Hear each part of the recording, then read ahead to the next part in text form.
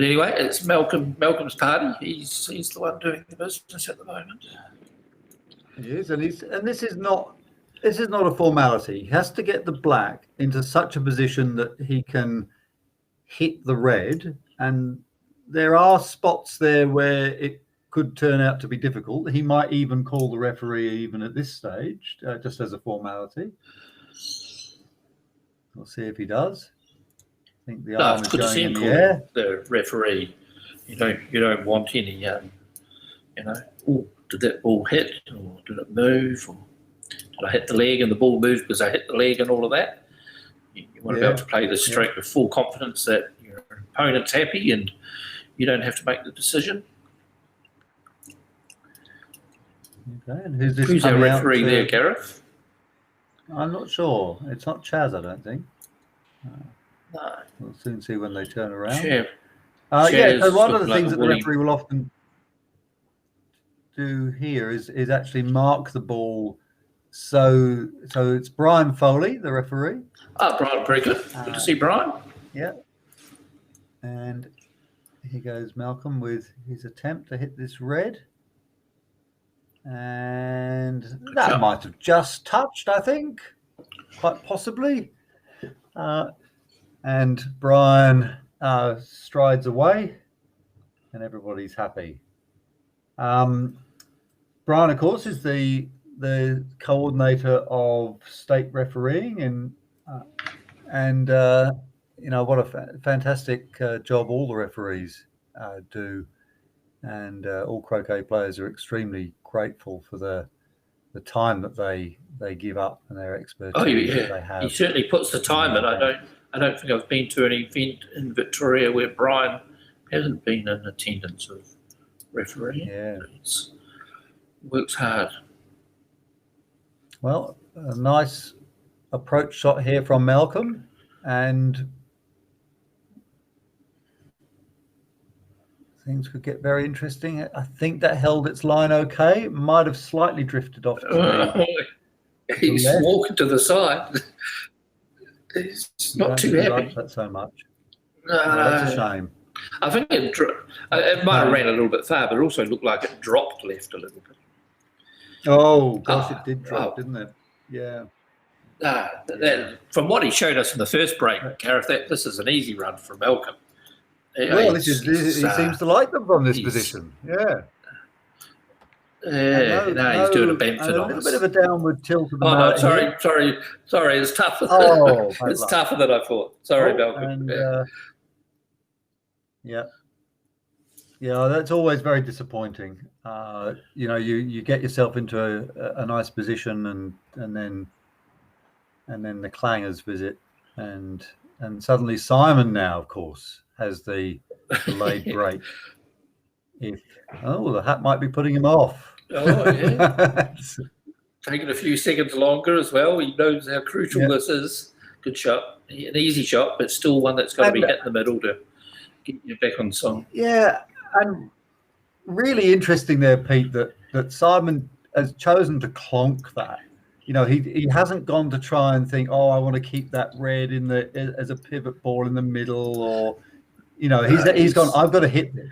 I'm going to hit it, and I don't care where it goes. No, he just needed to strike that ball in the middle. His hoop run at hoop one before, when he got stuck, it looked like he walked on the shop slightly, or it just wasn't kind of as smooth as he'd like. So he's had a time to mull on the sideline, and it's getting things back to the basic, and he was going to make the first roquet. He was back on the lawn, as accurate as he can be, and irrelevant where the red ended up for him. Yeah, so he's got a nice little kiss off the black there, which put the black into a decent position and also stopped his yellow ball from careering off too far. He's got a testy little one here, but he makes up with some aplomb. Yeah. And before I have a chance to even touch the mini map, the black ball is daddled off. Handy wick off that hoop sits. It was, wasn't it? Because it was heading all the way up. Into a bit of no man's land. So he's do a takeoff and keep black handy for hoop 3. And of course, that red that he used earlier is a ready-made Pioneer for 4 already. So, propeller starting to whiz around in the Cairnlea wind. What happens when there's one of the fearsome Cairnlea blusters? Does he take off into the stratosphere? I'm not. We haven't got the. Oh, another nice. Oh no, maybe an unlucky kiss that time. Yeah. We don't have the ability to zoom in, do we? Because if the cameras can ever zoom into Simon's left-hand ear, Yes. you'll notice that his yellow clip is on his left-hand ear. He's one of the Oh, players so that he's don't put actually the clips put in the there. clip- On his ear. He doesn't put them in his pocket like 90% of the other croquet players, or put them on their shoe or their sock or something. He puts them onto his ear. Of course, it gets tricky when he like starts a doing some earring. peels, and he could have 2 or 3 on his ears. Gosh. Oh, and he clangs into that hoop. He won't be happy with that one. Propeller whizzing around. Maybe it's a mood meter, that propeller. A little bit of agricultural work there. And now Malcolm back on again. And playing with the blue, of course. The blue is giving the easier shot. So I guess he'll just play this to make some sort of leave. Because, of course, it's the black ball that he really wants to take around next.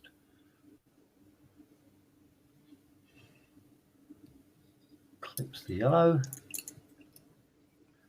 So, Pete, what would be a good leave from this position, do you think? I probably would be taken off from the. I'd probably push yellow towards that north boundary by 3 yards, going to the black ball.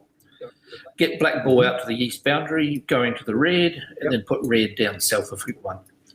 Put as much distance between this red and yellow as you can. And that means you've got to push this yellow past the point of hoop 2. And then if Simon wants to shoot it. He's going to do that, but he's going to go to the red first by the looks of things. Which is fine, because it means then you can set nicely with the black ball when you're going. But the distance is the crucial thing. You've got to put as much distance between all the balls. So by going to the black first, it allows you to naturally push that yellow to the north boundary. Yeah. Or between hoop 2 and the north boundary. He's now choosing to roll over. Choosing to roll. This is something that's caught me by surprise. No, he's now thinking about it again. Is he going to take Pete's option? No, he's going to do some sort of roll over to the black, leaving it tantalizingly away from the black and not with a rush to anywhere in particular. So your 2 requirements are, Gareth, is that if your opponent misses, you have a break directly in front of you. You don't have to work too hard for your break. And your second requirement is the distance between the shots that you leave your opponent. So with all the balls at your disposal, he's making a break. There we are. He's going to make the break. Oh, he's making the break. Well, there you go. Yep. Okay. So he's decided to forget. Well, this is very interesting. I'm not having a good day, Gareth. Sorry. No leave coming on here. Yep. This is well. Not only did we call that completely wrong, but it's really exciting because if he takes his blue ball through to the peg, then we could easily end up in a 2v1 game. Yes, or a because if Simon gets for Malcolm. Yeah, or and I actually think it's a very strong statement. I mean, Tricia and I were discussing this in the commentary this morning, and we were talking about the merits of it. And I was saying that there are a few players in New South Wales. I mentioned John Bartrop in particular, who are actually pretty keen to take one ball round to the peg and then leave a situation where they are on a finishing turn. But of course, the risk of that is that you might get pegged out. Yes, the percentages of the win drop a little bit. Look, if Simon misses, then Malcolm will most likely finish the game. But if Simon hits and he's able to start a break, it swings quite dramatically in Simon's favour, because he has the option of going around and pegging out Malcolm and leaving him with one ball and his other ball back on hoop one.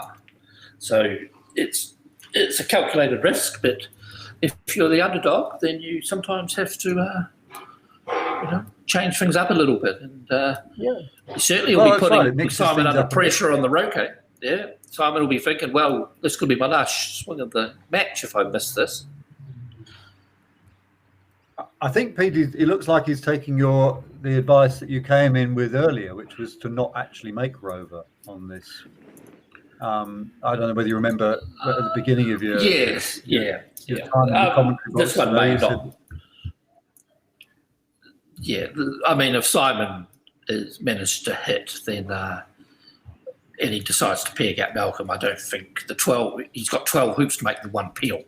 So I don't think that will slow Simon up. It's possibly not quite in that same thing, but it does mean Simon has to make the decision to do the peel, and it can cause an error. So, and if Malcolm's comfortable with peeling out himself, then it's not too bad. It's a little bit of a safety insurance for it. So no, I don't mind the decision at all. No, although I wouldn't imagine that having to do a peel would really phase a player of Simon's quality, though. So it's not. It wouldn't be weighing deep on his mind to think, No, not with 12 hoops. It is luxury to make, and he can, pick his time when the peels that were safest. Okay, big half roll there from Malcolm. And I think he looks like he's shaping to do some sort of lead here. He could be just wanting to make Rover off the red ball, Gareth, instead of making it off. His partner ball. Yeah, that makes sense. Makes sense. He hasn't powered that rush down. So, no, it looks like a leave.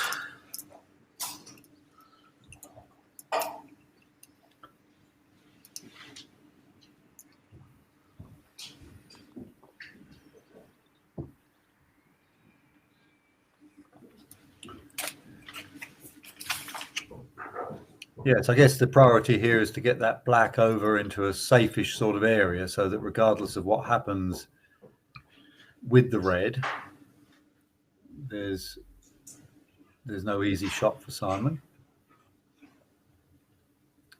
That was a pretty good shot. The black is nearly to the boundary. On the good shot. Eastern boundary. Blue's got a rush on red towards the rush there towards Rover if he wants it. If he wants it. He may not want it. He may just be putting it up towards the centre. Yeah. Again, yellow's a few yards short of the west boundary, so this red can't go all the way up to the peg. It's got to hang back 2 to 3 yards itself. Oh, where's he going with it?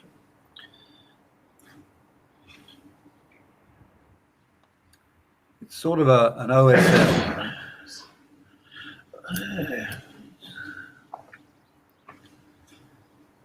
Yeah, so it gives Simon an opportunity to make a bit of a big target from B ball through that red ball and have something in the background, though, like a long double or a short shot from A ball.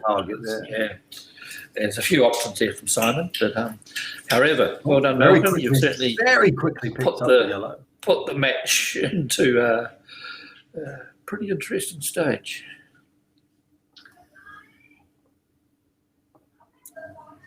So I think Malcolm's score should be 11 for the blue ball.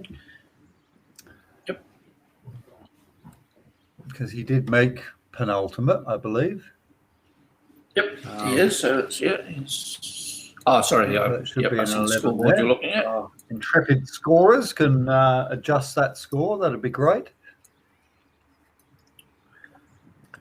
And as Pete said, what Simon is doing now is he's positioning the yellow so that he can get the maximum possible target through the red and the black.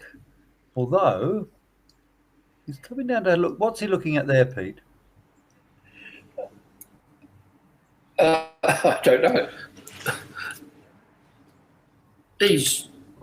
I think he's looking at if he misses through the blue ball after it goes past the red ball, how much distance there is for the black to return Croquet onto the yellow ball. And shoots, hits, and nice not only hits but gets the red out rushes it inches by the black. Yeah, perfect shot. Yeah. From Simon. A bit of work because he's 4 hoop 2 with the yellow, and he's got all 4 balls down, in the quadrant down near hoop 4. So he's got to do a couple of good rushes. Some discussion there, perhaps, about where the ball went off, but that looks pretty good, doesn't it? Yeah. Not sure what the discussion there is, but it's in the range of being critical because it could be a cannon if it went out right next to the black, and you're not exactly sure where the ball just crosses the line. But it looked from where we saw that red race past, that looks pretty accurate.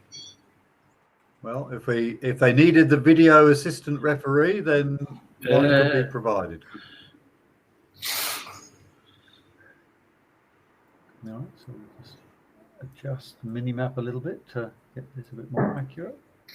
Everything's on top of each other there now. Well, he's thinking about this, Pete. I'm not sure if I'd overcomplicate this. I think you just need to get a rush. So he's given himself a bit of room. He's going to rush this black down to the corner area and play black up towards hoop 3 while trying to hold the ball and get a rush on the blue ball to hoop 2. And just separating the balls up a little bit as well. In case this rush to hoop 2 doesn't come off exactly as he likes, he's put a bit of distance. Oh, no, he was too hampered to play the big shot. Huge distance, So that does put a bit of pressure on this shot, doesn't it? Because if he doesn't... If he doesn't get through hoop 2, get the shot just right, looking a bit dicey. There'll be some balls close together. That's not bad. Not bad at all. Yellow and blue are nice distances apart to get a rush, but he hasn't got it exactly where he wants, but still got a super approach to play.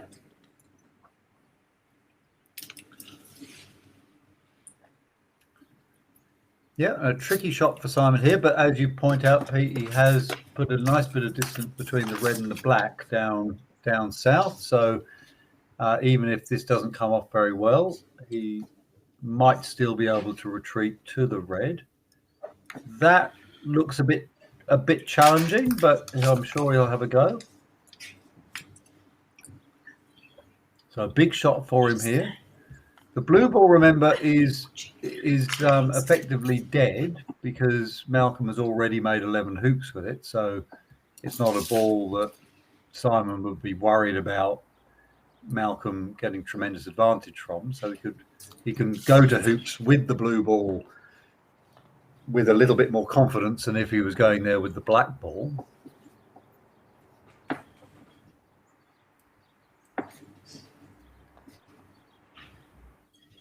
Nice cadence to his swing and a nice hit, and you can be sure that the balls are always going to travel a fair distance when Simon takes a swing at them. Now he has to engineer a rush up to hoop 3. Do you think he'll roll the red down, the blue down to hoop 4 as a pioneer, Pete? I got distracted, Gareth. I'll have to re-catch where we're up to. Well, he's obviously run hoop 2 and he's rushed blue to there on the return Croquet. and this is in Simon's territory of what he calls a special. He loves to be able to pull a break out of nothing. So he'll be relishing this challenge. This is his.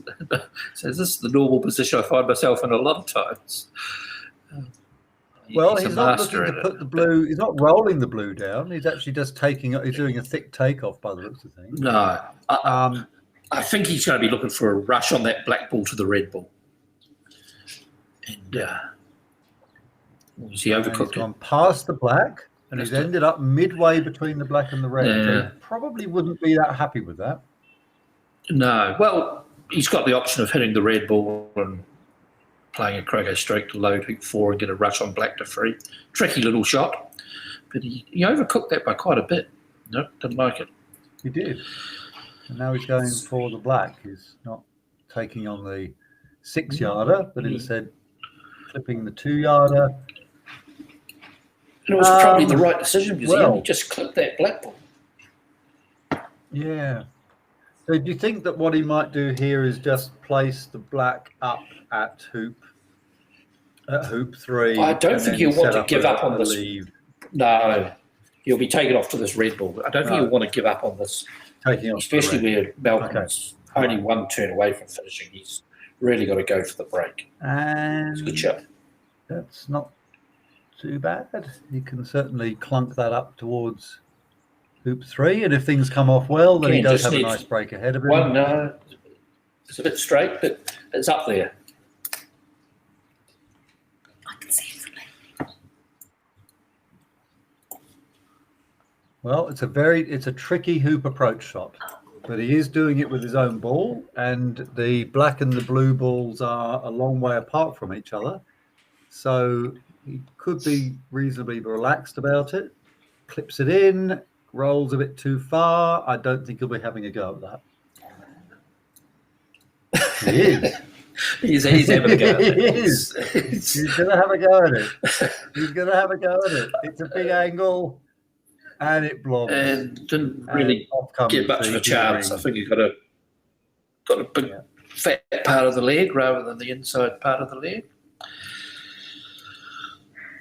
Well, he's just, again, he was that one good croquet shot away from getting it under control and carrying on, but it's not to be. Now black, of course, is the ball that Malcolm wants to play with. He is probably thinking, oh, that yellow looks rather nice. Oh, that looks like quite a nice target, doesn't it? Shoot at the red on the left-hand side and you may pick up yellow. There might be a bit of a gap between them, but it's always a nicer looking target that you think, if I get this a little bit wrong, I can still hit something. And if he misses, it gives Simon a nervy return shot back. I don't think he's missed a roquet either in the game. Well, that sounds like commentators' curse. No, don't listen. Don't miss it. Oh, Pete, what have you done?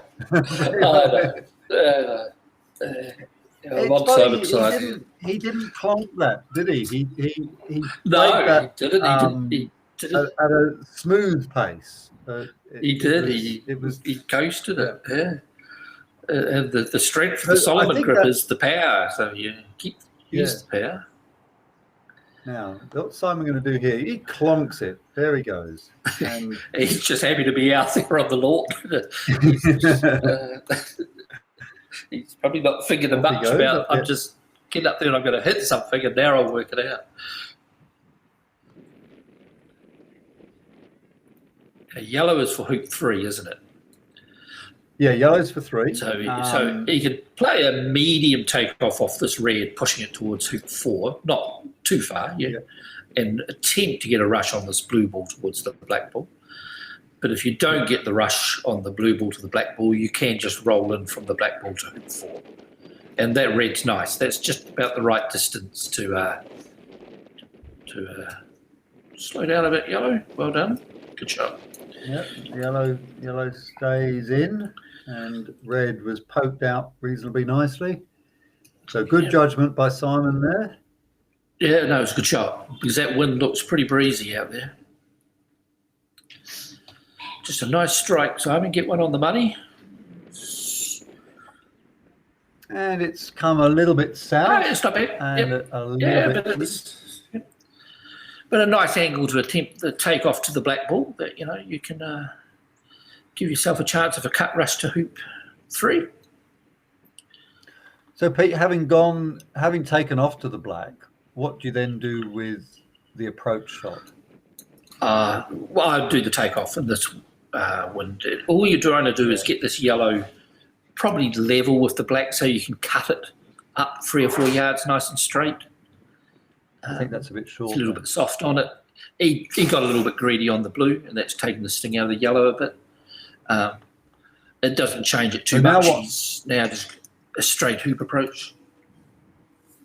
So now, are you just going to do a straight hoop approach? Are you going to roll this in? Are you going to play a sort of flat shot?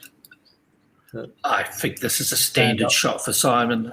I think he'll be driving it, and he's got the blue there as the escape ball. But he's over. He's hit that bit hard, I think. He hasn't been great on the touch distances, Simon. It's caught him unstuck again. Okay, well the black ended up down there. Yeah, I mean that's surprising. That's overcooked by a good yard, and quite surprising as you say, Pete, would be one of Simon's go-to plays. Yeah, look, he's looked a little bit unsettled, Simon. The things aren't quite coming off. It's difficult to tell from his body language. He plays much the same all the time, like, pretty casual. But we can put it down to probably Malcolm's approach right at the start of putting out the super shot and then looking pretty accomplished and taking it to Simon. That it's, you would hopefully, that's what's happened, that Malcolm's ability has thrown Simon a little bit, and he's never quite relaxed into the match. So, well, and particularly, Pete, as Malcolm has got one ball around, basically. So Simon would have to be conscious of the fact that he can't allow Malcolm to get in on a standard break. If Malcolm gets in on a 4-ball break, then it could be game over.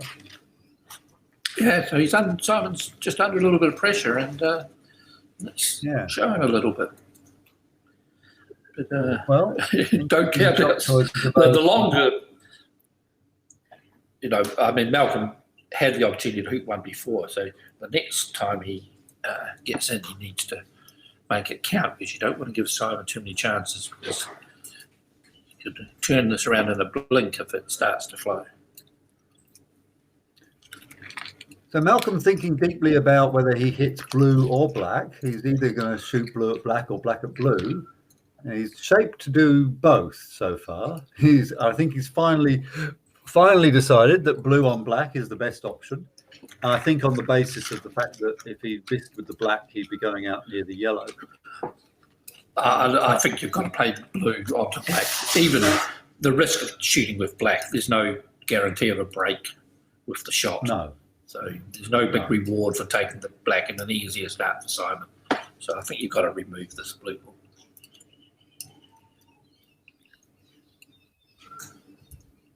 No, he's really, really having a good think about this, Pete. He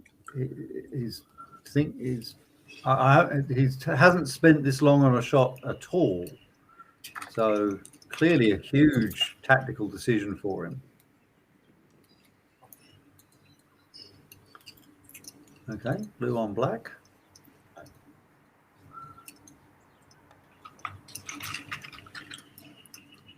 Or actually, blue playing to near the black. How interesting! And I don't think and I'm not even sure if he did shoot at the black. Did he? He type of business. No, he wasn't. No, he wasn't shooting at the black. He was actually shooting to get them paired up in the middle of the lawn like that, and basically giving Simon a free shot here. So Yeah. a very interesting choice by Malcolm. Simon shooting a free shot is one where they're basically shooting at a ball with no penalty. Nothing bad can happen as a result. Shoots, misses, but that's, there's not really anything on the table here for Malcolm. Interesting choice, Pete. Yes, an interesting choice, Gareth, but it's fell his way. Simon hasn't been able to take advantage of that free opportunity, and Malcolm has control of the lawn, but he needs to, probably put out a pretty good leave. And not easy to see where that leave comes blue from. ball to hoop one. No? I suspect he's going to go down in that area between hoop one and corner one. Then if he can cut it there, then yes, he'll be able to just play a normal hoop approach. But it's. I think we'll see him set up between hoop one and corner one with a rush to hoop one, and then it'll be very interesting to see what Simon does in response. Although he will be trying to get in front of hoop one with black on the same shot.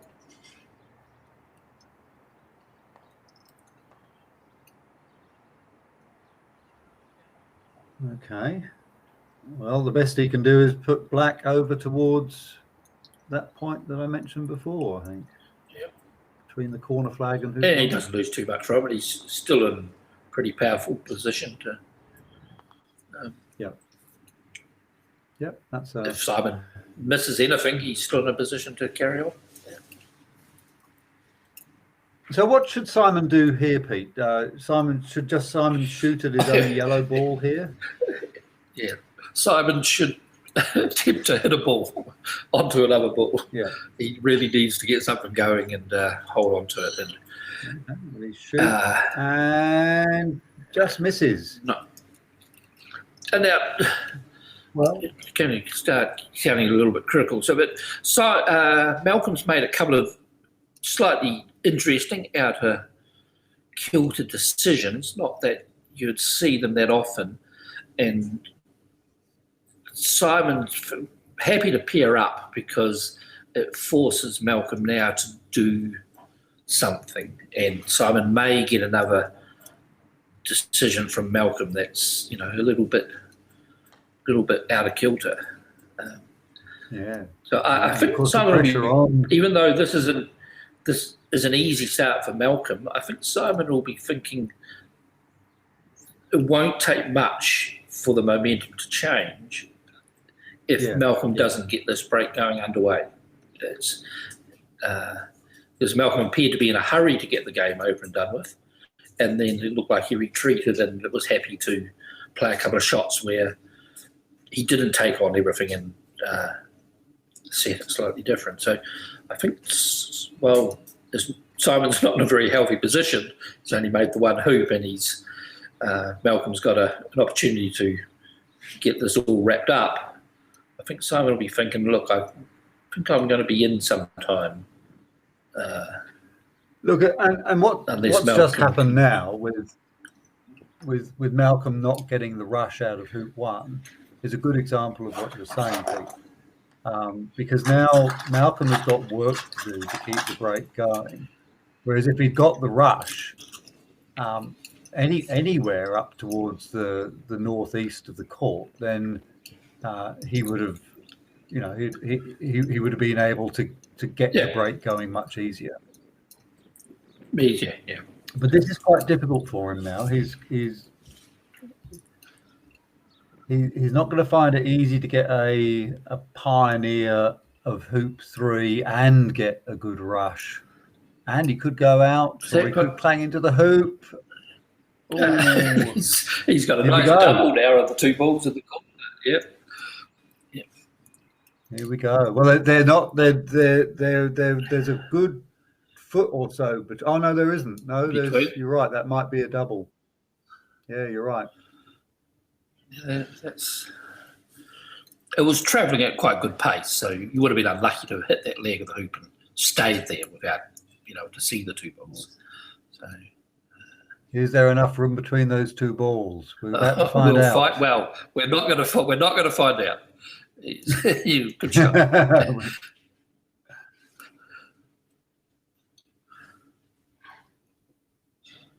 But still, as you say, not easy, Gareth. He'll be able to get the rush to hoop 2 easy enough, but it's not going to have hoop 3 set up.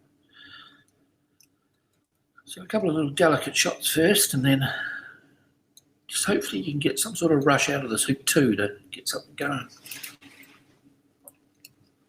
So for those of you who have just tuned in recently, we're watching the game between Simon Watkins and Malcolm Biddle. Malcolm is from the Eastern Park Club in near Geelong, and Simon Watkins plays his croquet from Brighton.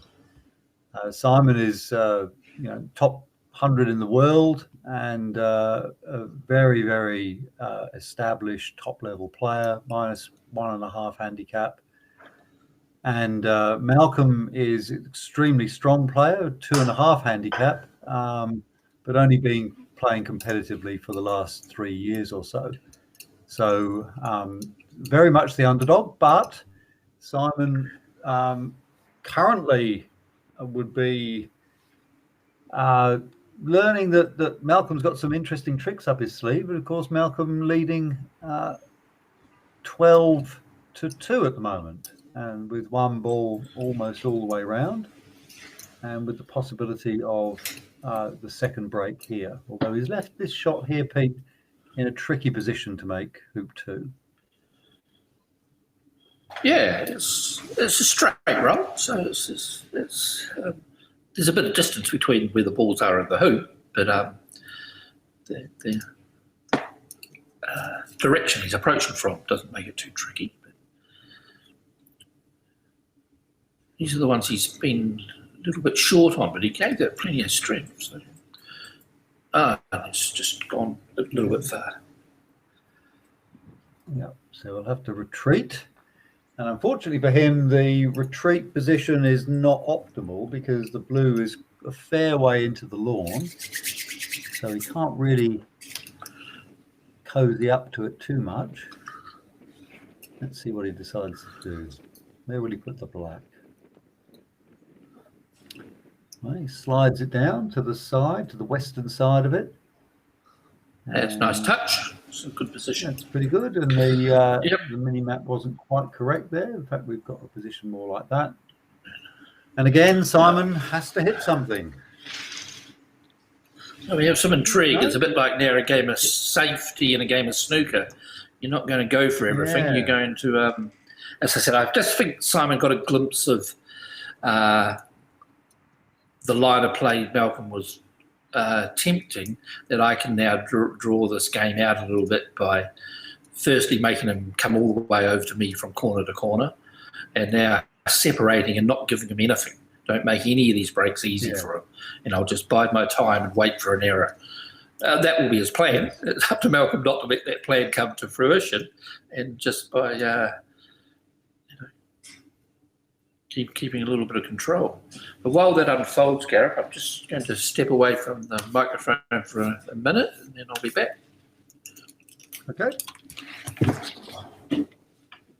Well, as Pete said, it's now Simon has decided that he's going to approach this game as the cat in the cat and mouse scenario, and he's going to basically bide his time, let Malcolm try and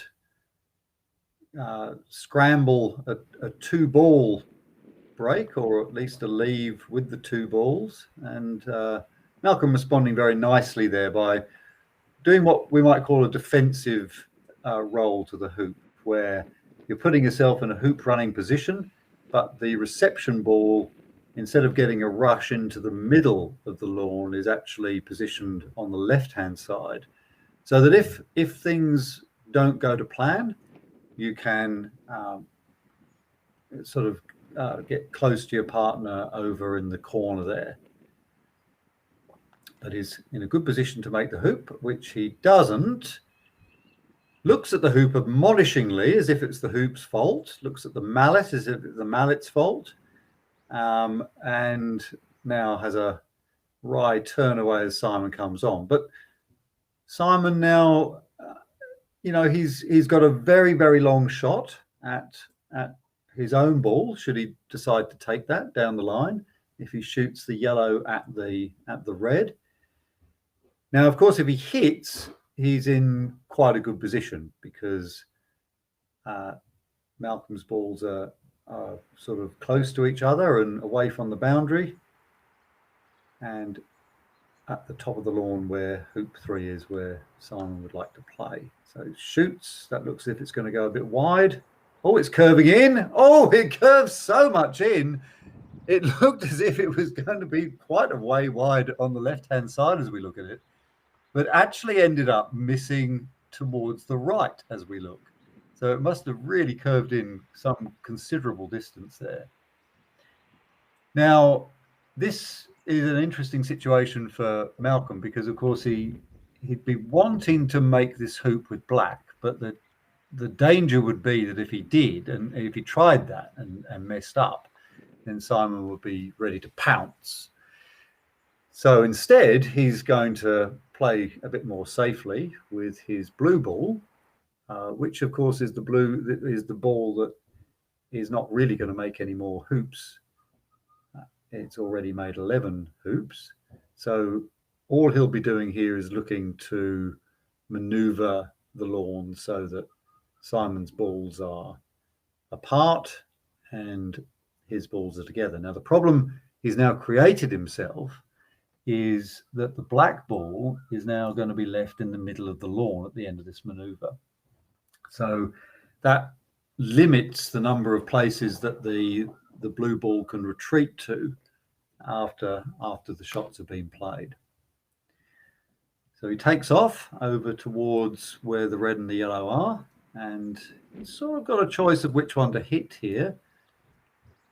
Psychologically, the yellow is further away. Well, physically it's further away, and the chances of missing it are a little bit higher, and you're always kicking yourself a little bit for leaving these things a tiny bit short. But probably not going to worry him, and doesn't worry him, clips it very nicely. So even now, after he's put the yellow and the red into the lawn, he's still got the problem that the black ball is just not safe. It's not a great place for him to pair up. So it'll be really. Is he still alive on the red ball, Gary? He's still live on the red, and the mini map is up to date. So you can see, Pete, that he is. Yep. So he may try and make Rover now. Actually, mightn't he? You might think it's actually better. It's in my interest now to make Rover, and then I'll be in a better position to do a leave. Yeah, he is. He's going to do that. Yep. And I think that's great. A great idea, because it means he's going to be live on all the balls again, and that troublesome black ball that he's got there is then negated. So, and really, that's one of the bonuses we talk about stopping at Rover. It can always be a handy hoop to make, and Red set a very good lead. Yes, all the balls back again, because he doesn't need to worry about bulk balls. He's able to let any dastardly leave he likes. Yeah, great. A nice line of play, I think, in that position. And as you say, Pete, a really good argument for not taking Rover when you had the opportunity. Well, he's still got to make it though, so needs a good shot here.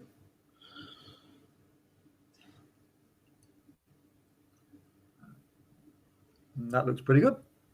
Tiny bit of an angle. Pretty good.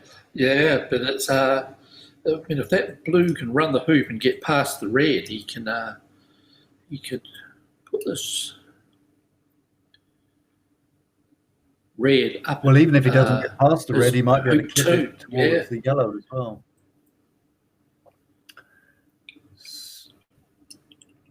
got to get through it first, and does, but perhaps now it's a bit of a hampered shot. Yeah, I think you'll be calling Yes, on through the Brian. Was hoop. that one? That's We're expecting Brian to pop out, and not popping out yet. Oh, okay. maybe he thinks Calling it's the a straight referee. poke. It looks easy, doesn't it? I think Simon is saying, "Can Simon. you call the referee?" Simon might have called it Yeah. for him. Yeah, Yeah, and fully entitled to. I You know, think yeah. And it's just a similar matter of saying, look, can I please have that shot watched, and then everyone's comfortable. Yeah. And actually, it's better as the player to take the initiative to do that than to have that extra little psychological burden of your opponent calling it. Because if Malcolm had sort of said, "Okay, I need to call Brian out," then he's in control of that. But the moment he looked like he was going to take the shot and Simon calls out, then that's now a double whammy, because it's put him off his stride, and he's now feeling a bit, the adrenaline is now flowing because of the call. And Brian's put down quite a few markers. Malcolm maybe figured, this is tougher than it really is. But anyway, he's got to get it back accurate if it does score the vote. No, easily done. Right, well, no problem there. A nice reply by Malcolm there. As I say, when you're going to set a leave at this position, you want a leave that you can finish the game next turn. And ideally, you're going to be leaving a ball. You could leave a ball to the west of hoop 2 and a ball close to hoop 3 and give yourself a rush either to the ball near 3 or a rush to hoop 2 and say, okay, well, I'll finish whatever you miss. But what you don't want to do is not bring this yellow out and have it useful for you straight away. Otherwise, Simon will just retire this red ball down into corner 1 or something. He won't even shoot and give you an opportunity to finish next turn. And I think that's what's going to happen, Pete, because there is no rush on this black to the yellow. And Malcolm can still put this black down towards corner 1 himself, and then go to yellow and put yellow and then take off. But he's not able to use the yellow, and this is where it plays into Simon's strength a little bit, that he's recognised Malcolm's not giving himself every time the best opportunity to finish him off. So he's back into it a little bit, he's thinking, but he hasn't been able to take any advantage of it yet. Well, it's a nice roll from Malcolm there. Perfect positioning of the black.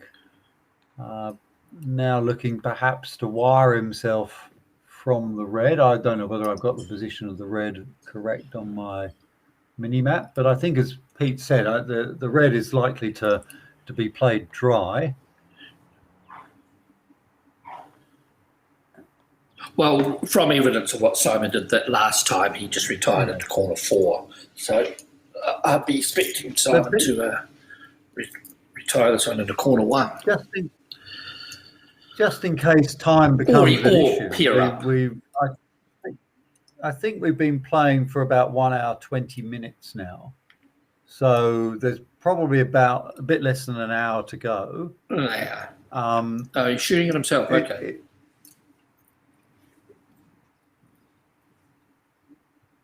Slight which is departure absolutely fine as well. Here. Yeah. Yep. Well, he peered up into corner 3 earlier on as well, so he's got the reward of that as well. That Malcolm has still got work to do to get this break under control going. So, yeah, as I say, the two strategies are play very dry, give them nothing, or make them use you, make them come out and do something with your balls, and put a bit of pressure on this very first rush to hoop 2. Where Malcolm, if he doesn't quite get it right, and Simon can pounce. Yeah, there's definite pressure here on this rush to hoop 2. Kate, our producer, has just informed us that the game time will be up after 3:30. So there's 50 minutes, 50 minutes. Of the game. Yep. 50 minutes of the game to go. But no, with the score line of 12, 13, 1 or anything, Simon's, he's only one turn away from eclipsing that. So it's not like it's crucial as yet. And particularly as Simon is now able to peg Malcolm's blue ball out if he so chooses. So there's that option has come up a little bit more on the horizon now too. The other thing that's interesting about this line of play from Malcolm is that because he didn't get the good rush to hoop 2, he's now been forced to not only leave the blue stranded in the middle of the court, but he's played a nervous sort of black towards the red and yellow, and he could easily miss this. Although it is a double. I'll put it out there. Malcolm's not missing this. He's shown this is probably the strength of the shots, isn't he? He's very accurate on these medium. Yeah, and he hit them both. He only had to hit one. He hit them both. I don't know if he wanted to hit both. He just hit but, it looked like he hit both on that camera. Oh, he might have a cannon, does he? A cannon that's probably not useful, going from corner 3 to hoop 2. No, I think it looks like he's. The yellow bead's been marked in. Yes, yeah. No, I think you're right. That yellow's in the yard box there. So, yeah, it's going to be a cannon. I'll leave that one up to you, Gareth. How does a cannon work in the game of cricket? Well, I think the best way to view a cannon is that you're still taking croquet from the ball that you roquet, but the ball that you didn't roquet is simply placed as part of the group, but not touching your striker ball. So it can be a very, very advantageous cluster, but it also can be a little bit tricky to manage as well. So in professional hands, it's absolutely devastating. In beginner hands, it's bewildering. And he was a bit unlucky because the cannon from corner 3 towards hoop 2 is not useful. You don't get the advantage of what many cannons can give you by moving both balls around the court. Well, he's chosen to sort of put Simon's balls in not great positions for Simon and pair up with himself. But the possible bad thing is that he might be pairing up and enticing Simon to shoot. Although he probably can protect the shot from yellow quite nicely. Yeah. Yeah, nice. Yeah, I think that's quite smart. That's quite a good shot. Instead of just leaving himself a rush to hoop 2 and give Simon the free shot, a safe free shot, he's protected that boundary quite well. Yeah, he has. Yeah. And Simon looks tempted, and now he's not tempted anymore. No. Because, of course, Simon only has to hit one of these. Yeah. He's only got to hit one. Here he goes.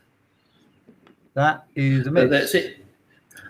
That's every little bit of experience from Simon. I don't think he's ever interested in ever shooting at black and blue, but he will always give it a glance. So puts you in two minds. Oh, he's looking to shoot at everything and any shot that's on offer. But he has no real intention of shooting. It's too dangerous. But Malcolm may not think that. Malcolm may think, as you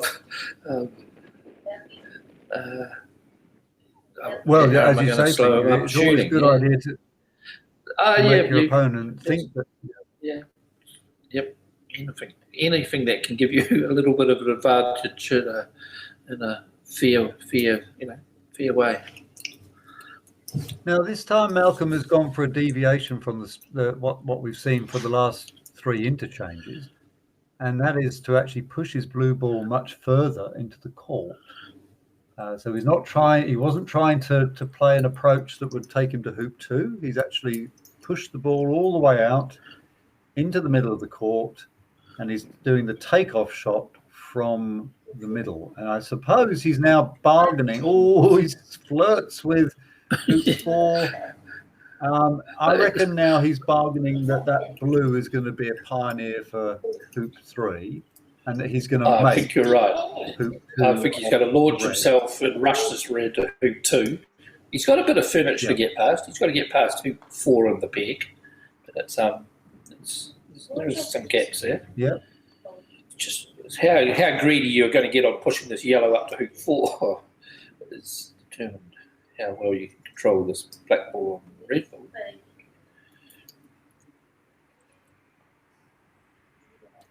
Yeah, see, you probably want to play this one straighted so it just sneaks past the line of the red. You're making the black move out on a bit of a squeeze. Try to keep this one kind of straight. Yeah, the absolute priority here is the position. This rush on the red ball. That's a good shot, though. Nicely played. Yeah, yellow nearly got in the way. Yeah, it's a very nice. That's a really good shot. Absolutely. One good rush.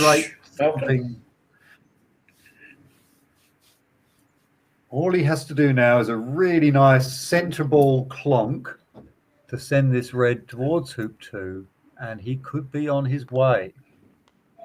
Oh no, that's exactly not the result that was required. No, it's unlucky. That's got a good, really unlucky. Good part of the ball. Well, unlucky because he doesn't have many places to retreat the red. No, and the blue is right in the middle of the court. So Simon's cat and mouse tactics are proving that the cat can bide its time. I think I would be putting this red ball just through hoop 4 and conceding a lift. I can't see where you can put it anywhere there that's not going to be a shorter shot for Simon.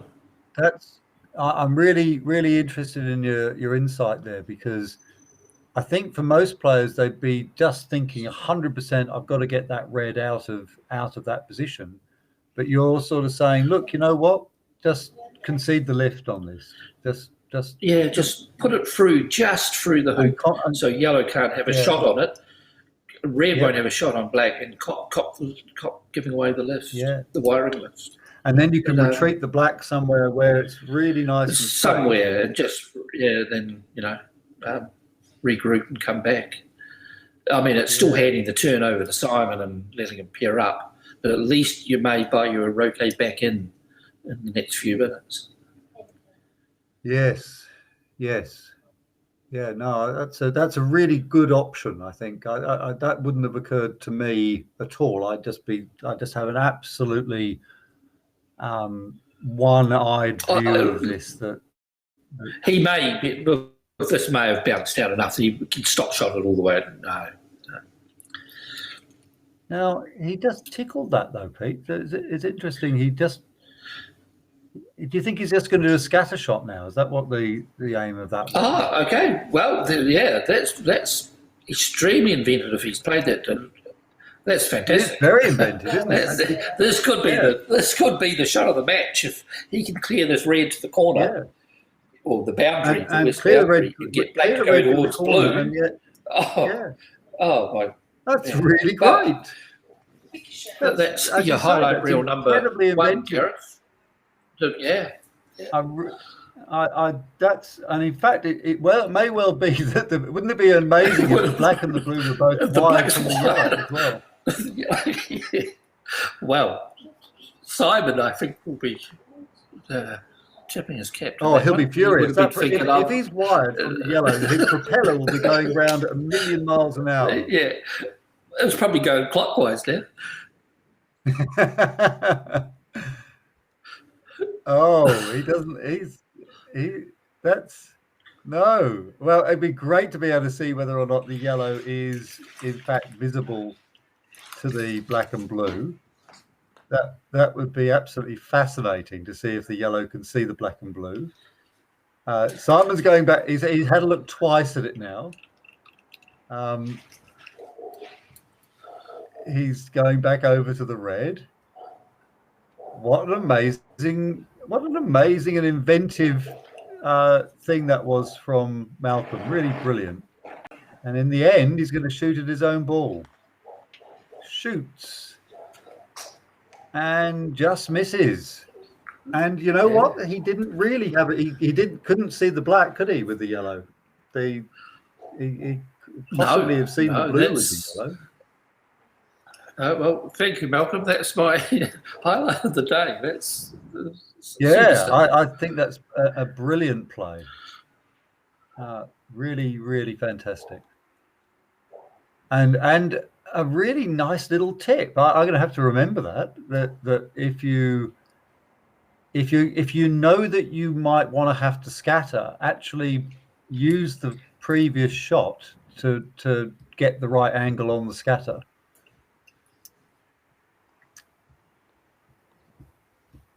Yeah. Well, this is an interesting possibility now. Now again, we're heading towards that time of 3:30. Remember, when this game ends, that's 35 minutes away. Yes, Simon needs to lots of get some interaction in this contact. game. Oh, that could be costly. It slides past the blue, and this is now Simon's best chance for the last hour or so. In fact, I don't think Simon's taken croquet for a good half an hour, and now he should be able to. And once he's in with this yellow ball, he's actually got a chance, because of course yellow is 4, hoop 3, and that's where the balls are, up the top of the lawn. So Simon now, best chance for at least 30 minutes.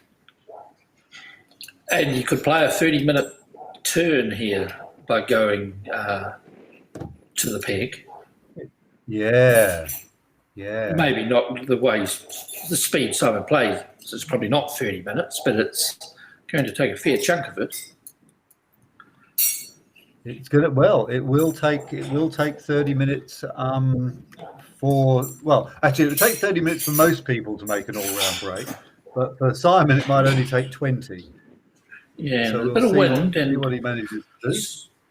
Simon has struggled, so it's we're giving him a bit of a fake and plea that he's going to be able to do this, but he's still got some good shots to play.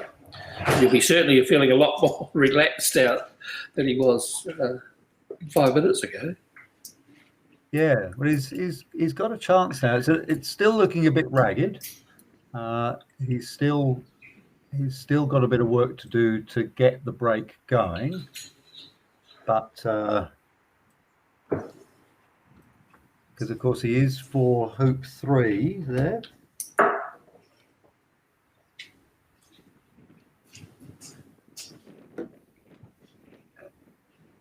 So, is this going to be a load and hold type shot, do you think, Pete? Coming in. That's is he going to get the could rush? be a fantastic shot. Oh, he almost got the rush. It's going to be inches off. He almost got behind the black for the rush. You might even be able to get a bit of cut. He's playing some next break strategy. Is he playing next break strategies? He's loading one of Malcolm's balls at hoop 1, and the other one handy ball up there for us. Yeah. Yep. Okay, so he wasn't going for hoop 3 with the yellow at all. He's concentrating on putting each of Malcolm's balls near each of his next 2 hoops. So classic next break strategy. Well, that one's going a little bit further than it's going a long way up. That's halfway up. I mean, it's another 10 yards shorter than what Malcolm could have been faced with. Yeah, he's given Malcolm a much friendlier shot than he would have intended there. He may not have intended exactly there, because the yellow is quite a bit short of the red to play a good positional shot. Yeah. So he might have just got too much into the black ball. And the only rush that he's left himself there is the rush of red up the park. But that's this is very- that's a good rush, Gareth, because if black misses blue, that's exactly where Simon will be rushing to. So that's yes. If not a bad black place for shoots the at rush. blue, and of course, if blue shoots at black, then that's really great for him too, because then he's got he can, the black and the he blue. can on rush that up to side hoop of the 3, court. take off to the boundary ball. Yeah, he's got options all over the Yeah. place. It's just that Yes, no, the I black is I pushed see up that. quite a fair way.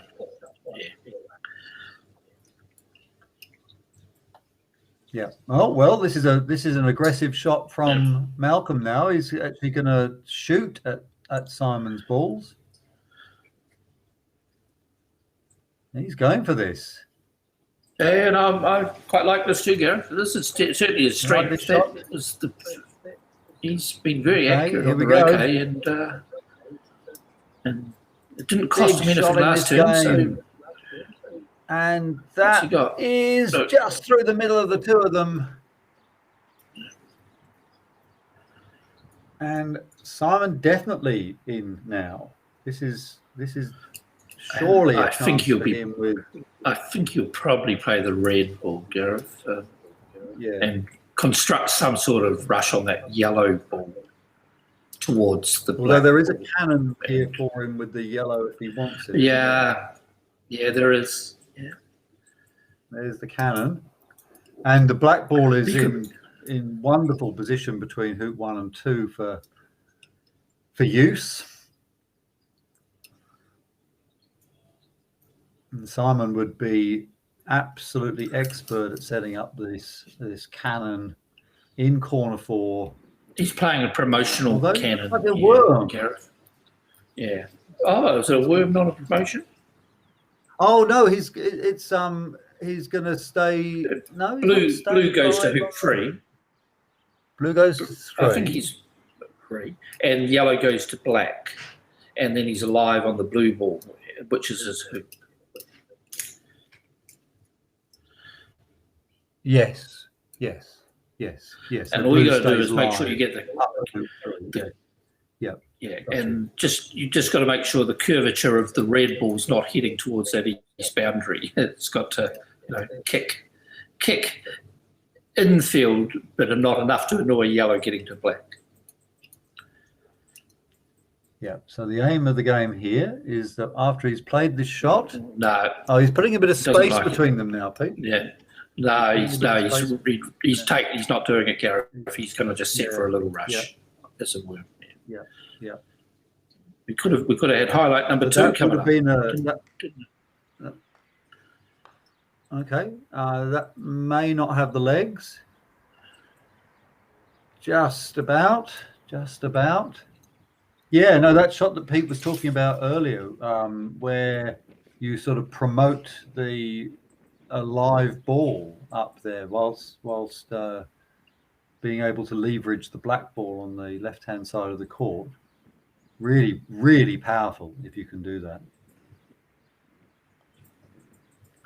Looking at the mini map, there might have been a bit of furniture in the way of getting to the black ball. You might have. Yes, not I felt see. comfortable Yes, that because there's Yeah. quite a bit of furniture there, isn't there? Yeah. Through he goes. And will he be able to pick up the red afterwards? He's probably left himself a shot of about 5 yards on the red, and not really a guaranteed No. 4. So it's pretty cavalier stuff from Simon at the moment. He's, it's a pretty safe shot, this, because even if he missed it, then Malcolm's black and blue are a long way apart. He doesn't. That's a good shot. It's very He great. hit that centre ball. He just needed to free his arms up a little bit. Yeah. So by not controlling hoop 3, just powering it through, has allowed him to maybe just get something going. Now, big shot Yeah, coming this- up because Red, he wants to go 5-6 yards across the base of this hoop. No, he hasn't done that, because you have he hasn't got that. two options of getting the rush on the blue straight away, or the rush on the blue to the black, and use your red as an escape ball below the hoop. But it's Let's come up a little bit short.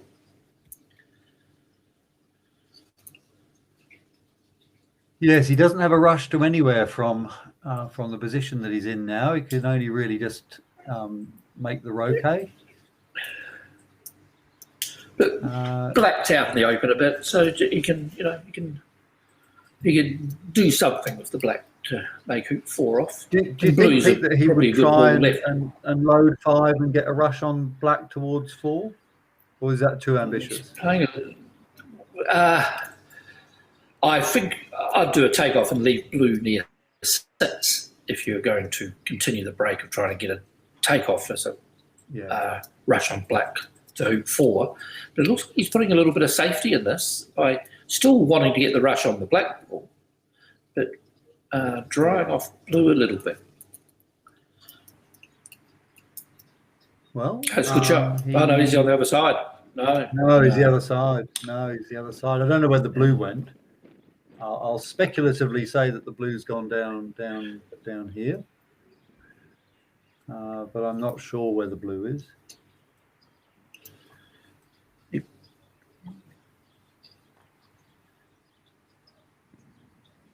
And now another takeoff. Oh, might be a bit further than that, Gareth, because he's doing a classic hoop 1, hoop 2 lead by the look of it, but taken off from this side. Oh, you can also get hoop runner position. So you think the blue is further towards hoop 1? Yeah, put another yard on that. It'll be like spot the ball competition, Gareth, when it moves. They can. There you go. That's pretty good, isn't it? Yeah, right. Well done. Yeah, that's pretty good. It's pretty good. I'll pop it there where it should be, and we'll pop the black there where it should be, and we'll track the yellow as it goes down here, and now it'll be a question of how he leaves the red and yellow together. So yes, it is a pretty classic hoop 1, hoop 2 leave. We've got 25 minutes of the game to go. And he's still looking it's interesting. Leaving the rush he's in a position now where those... Yeah.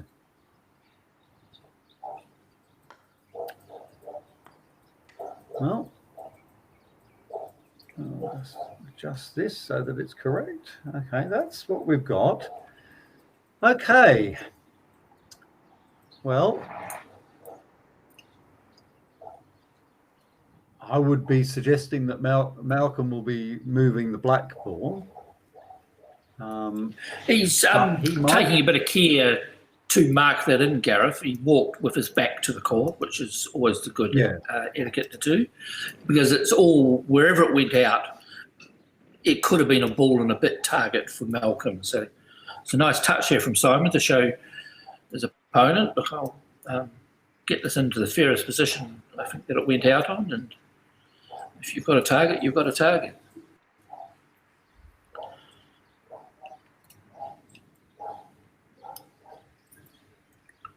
Well, he has the yellow ball can clip the red up towards hoop 4 if he wants next turn. And of course, if the blue ball is still there at hoop 1, then that's a perfect pioneer for red. So interesting choices ahead of Malcolm here. Looks like he is going to move the blue. I think he looks as if he's going to have a go at his own black ball.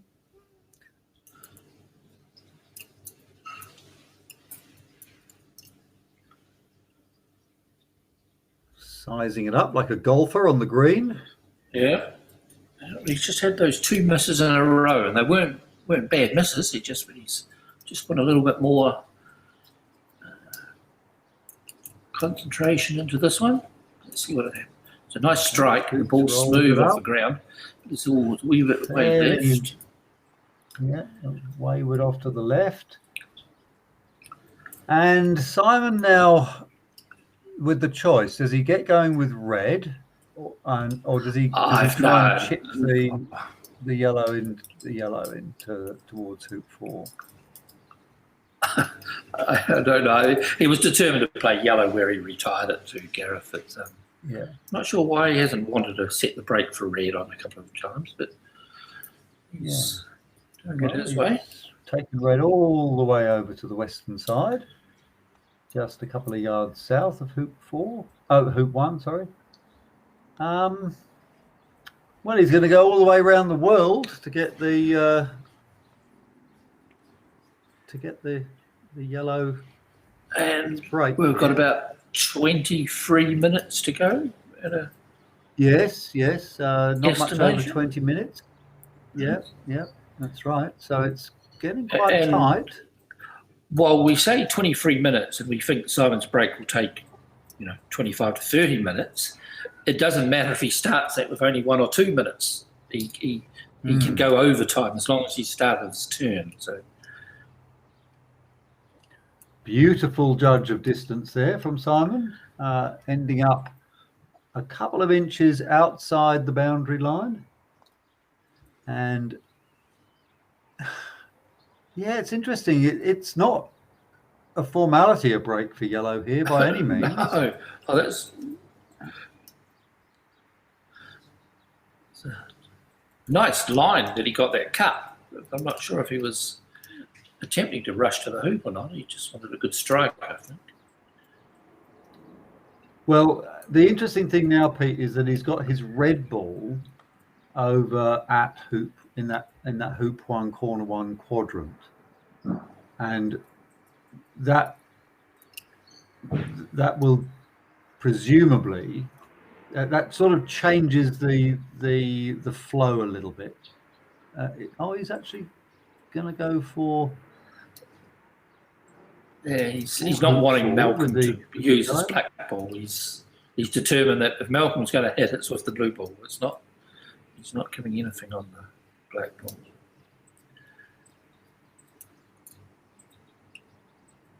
Well, it's a really, really intriguing passage of play, this.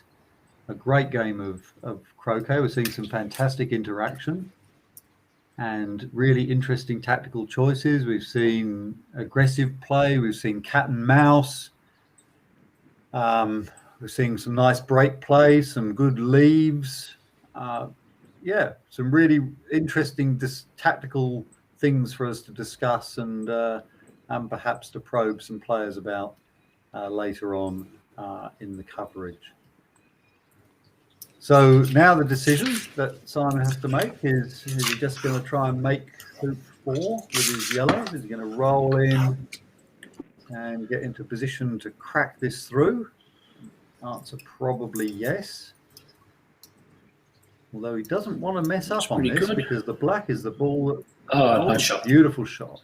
Beautiful. Yeah. Shot. Beautiful shot. No, this now, is good because you feel like you see the yellow make a break. Yes. When you can strike the hoop clean like that after clanging a few, means you've got your eye back in. And it probably comes back to that 5-yard roquet after hoop 3 down into corner 4 area where he was able to hit that centre ball and just gets you that and that feeling, okay, things are back on track. Yeah, and that's an interesting shot, the one he's just played, Pete, because he hit that rush full centre ball up as the pioneer for hoop 6. And a lot of the time, of course, you're not aiming to do that. You're just aiming to get the ball into a position where you can play the croquet shot to load hoop 6. But he hit that with great conviction.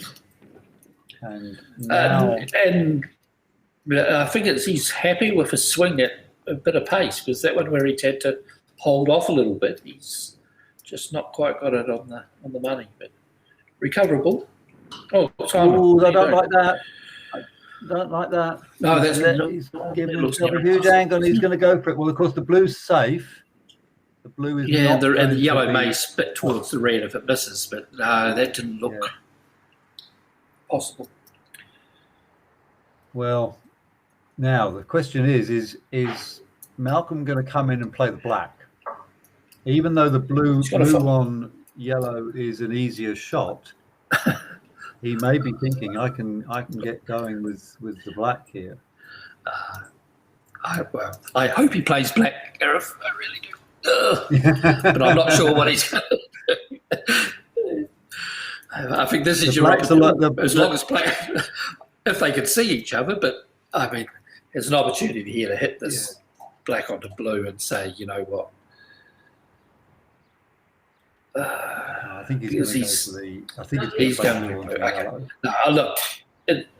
I shouldn't have said that. The correct play is to play the blue, but it's the leave you've got. He's just got to get that on, get this right, and put a leave out there that if Simon misses, you finish.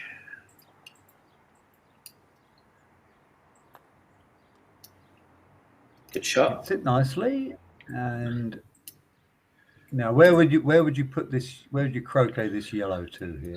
Where's the red ball, Gareth? There. The red ball's near hoop 1 on the western boundary. I would probably put yellow towards hoop 2, going to the black ball. Yeah. Okay. Yeah. Yeah. Sort of 3/4. Hopefully, you get some sort of, or to hoop 3, either or. But get it up there, and trying to get a rush on that black ball back down south, or even out to the east. Then go to red and put that at the other hoop. And as I say, get to a leave with a ball at hoop 2 and a leave at a ball at hoop 3, and some sort of useful rush where you can get a break going. Well, that's good. Like he's going to put it up to hoop 3 Raise and that's good. A Long. rush on the black. Yep. Yep, it's lovely to be able to rush that black into a safe spot, and then put the red. Come and put the red where you'd like. And I know it'll be tempting to just rush over into this corner area and set yourself a rush, but it allows yellow to dry off again or return all the way back to red. So I would still probably cut rush this out to the boundary and roll it down to the red and put red up here. Oh, okay. You'd roll it down to the red, right? Yeah. He's in control of the match, but as I say, Simon's only one turn away from taking the match from him if he can get something together. Yeah. So you need to finish him off from whatever shot you're given. What? Okay, so you rush that over to just south of hoop 2 on the western boundary.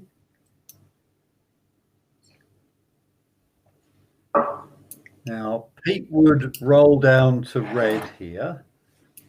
I suspect that he is going to wire himself from the yellow. Oh, I don't mind this. No, he could be putting black towards corner 4. Is he? No, I'm not sure why he walked over there. No. Yeah, I think he's going to. I think he might be choosing a wiring spot between yellow and here. I might have been checking to see if red and yellow were open. Oh no, he's come up quite high up. Yes. And then he will set himself a rush to hoop 2. Yeah, it's a nice wide. And we're thinking Simon's going to shoot red at yellow again. Is it the red? Is that the red ball over there or the yellow ball? Can't see. The yellow ball's in near corner 3. Yeah. If it can see red, I think he'll be shooting at it. Yeah, because there's still plenty of work for Malcolm to do, having to come back down. So he shoots, ball trundles along, and doesn't really trouble the red.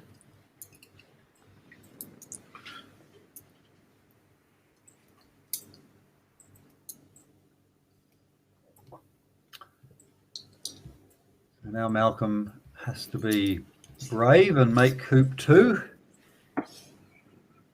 and then come and deal with red and yellow down. Come back down and deal with them.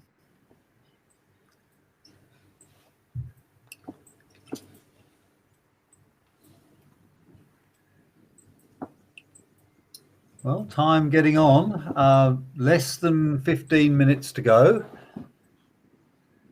We know that Simon can explode, though. And as Pete said earlier, it can happen with 30 seconds left on the clock. Simon can just walk on and make all the hoops that he needs. He can make 12 hoops, and he'd be ahead. Let's see how Malcolm goes now. He's left himself a slight angle on this one, but shouldn't trouble him.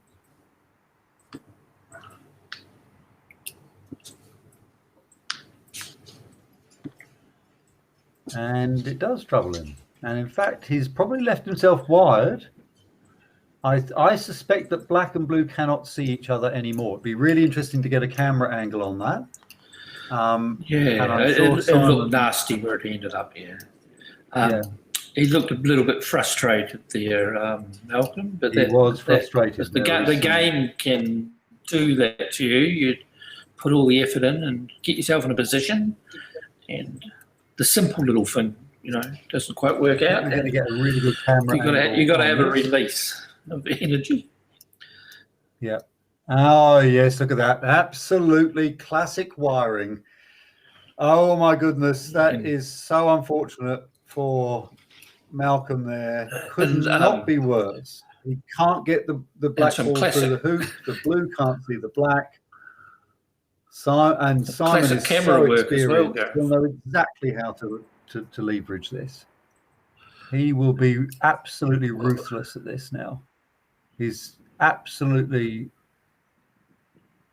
Oh, well, he's left himself a 4-footer, and oh no, he's left himself in a similar position.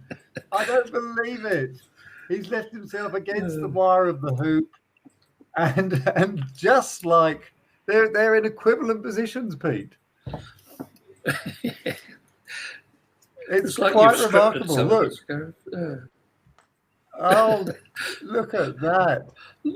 2 sets of wiring. I think red, yellow may have an advantage. I think red can probably just get into the belly of the hoop and hit yellow. Oh, and red can at least see a little bit. A great camera angle. Yeah. Thank you for that camera angle. That's a really, really great shot of what red can see of yellow. Yellow cannot go through the hoop. Amazing stuff. Well, the first release is Malcolm having a free shot at the red and yellow, probably at the red, of course. Shoots. It would have been hilarious if he'd hit the peg. I think he was going for the peg, wasn't he? He was going for the peg. Oh, he was going for the peg, Gareth. He was going for about the peg. 10 minutes, 11 minutes. The peg. Yeah. Okay. Yeah, amazing. Oh, this is incredible. Oh, Simon could get through the hoop. But yeah, he could get through the hoop. That's probably why he knew he had to move that ball. Yeah. Yeah, I was thinking he was completely cramped on the hoop, but he wasn't. Oh, the drama. Malcolm going for the peg. Simon performing a shot that I thought was impossible.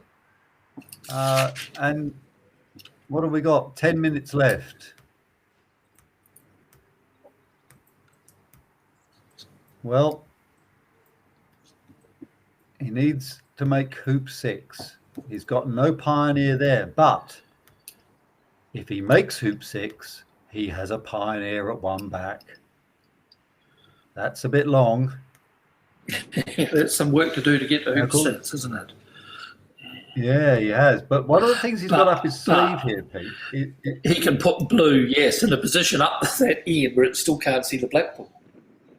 Exactly, because the black is completely hampered against the leg of the hoop, and Simon is not responsible for it. So he can take some liberties with where he can actually put the blue back up to where it can't see the black.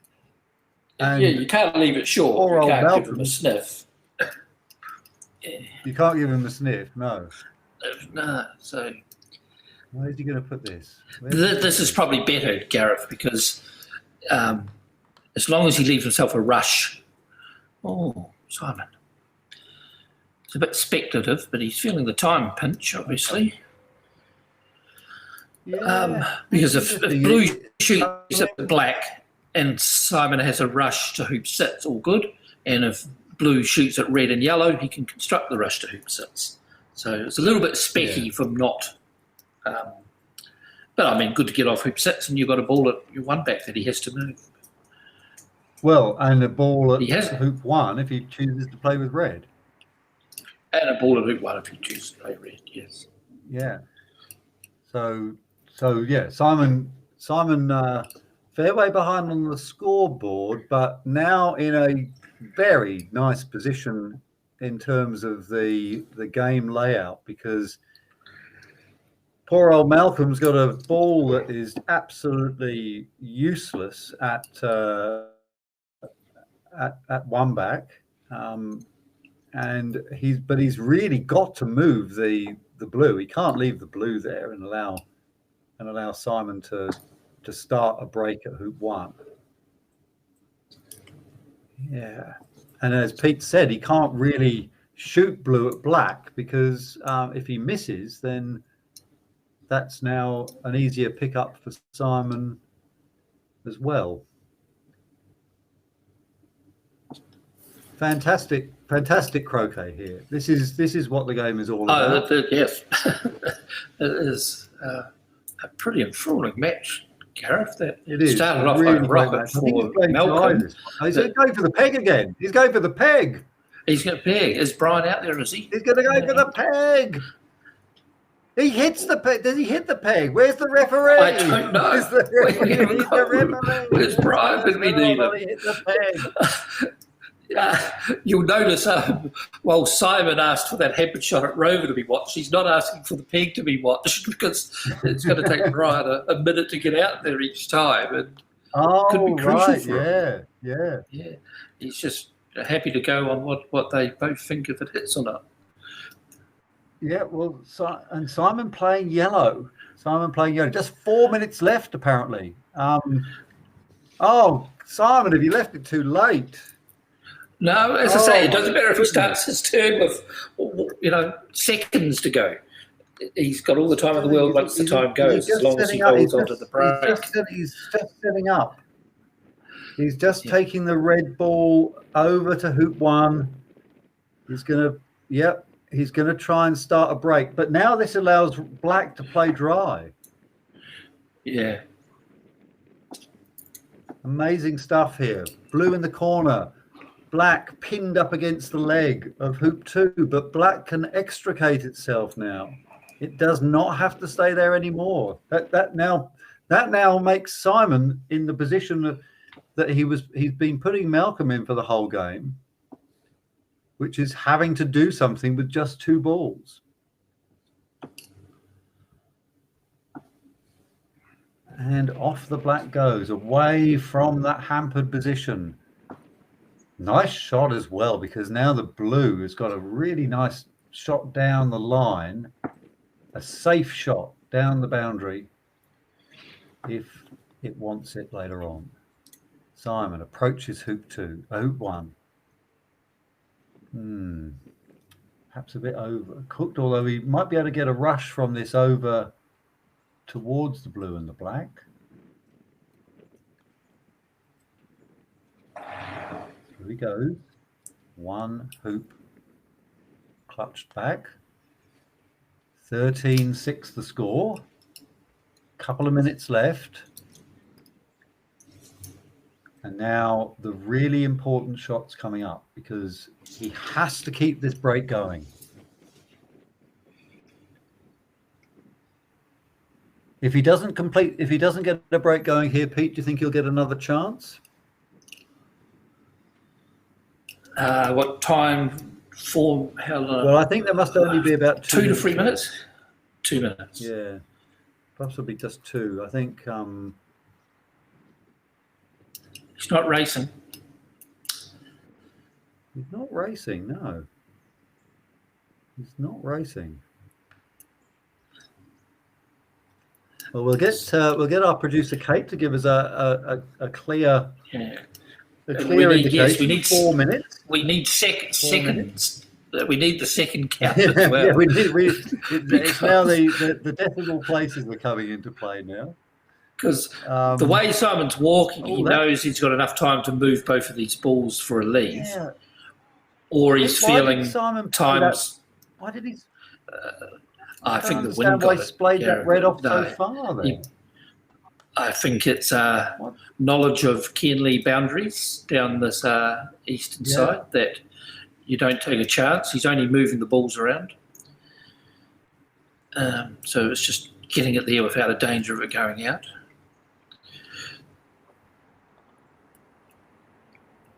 Wow.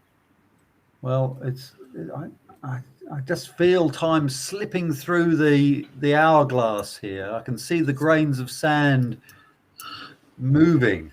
As long as he throws this blue ball over towards hoop 2. Hoop 2, yep. Yeah. So And crack it gets over to back hoop 2. somewhere and Go plays back some with sort of yellow. last lollying shot back towards yellow and say, okay, you do what you want and I'm going to have to make a break. You got it wrong. Simon.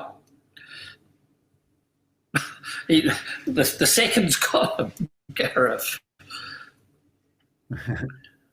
He'd be disappointed. Has it gone? I think he thought he had a few Has more. the time gone? Well, I think just by his reaction, he realised time was gone. Someone yelled out time, and he looked over and looked a bit. What? What did I do wrong? Well, the time we're all got a bit confused with the times there. Then, yeah, Kate says the time shouldn't have gone yet. Maybe Simon's just thinking that. Okay, a little bit of confusion here at Cairnlea. Yeah. Well, we should have an official one-game clock, which should be the official time, not what people's watches are or anything like that. There will be a clock that started as the first ball was struck, and that will beep away, and you'll know when Simon turned around. I think he must have either heard a beep or he heard someone call out time. Yeah. Or maybe he was cross because he'd left this peg out opportunity. Who knows? No, because he didn't even go back to par. That might have been. He hit away into the corner. Yeah, it did. And it's over. There you go. Yeah. Okay. Yeah. Well done, Malcolm. Well done, Malcolm. Well done. That will be worth a few points. In fact, that will be worth 19 points on his index card. I can tell him that for nothing. Really, really fantastic. If we could get the cameraman to follow Simon and Malcolm into the clubhouse, we can get the reaction of what happened. So maybe we'll go and have a look at if there's some little replays that we can see of a couple of incidents from that game, Pete. I think one of the amazing things was that really nicely engineered clearance that Malcolm crafted from hoop 4. It took us by surprise. Very much. Yeah. Perfectly executed, well thought out.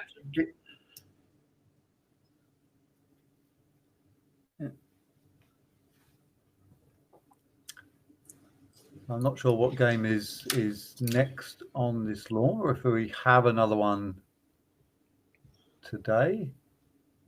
I'm just waiting for that replay of the clearance. So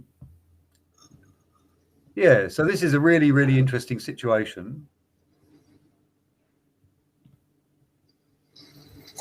And what Malcolm has to do here is really get both red and black out of the way of yellow, which is sort of off from our perspective, just a few meters away in our direction.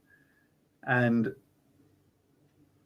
we were thinking of various options for this, but what Malcolm very cleverly came up with was the idea of sort of playing the croquet shot so that the subsequent shot would be one where he would have a natural clearance on the red.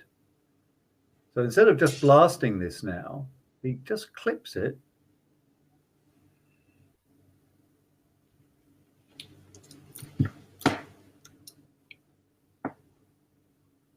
And that then sets up this sort of really nice distance between the red and the black, which enables him to knock the red a long way away, and amazingly knock his black so that it was then wired from the yellow.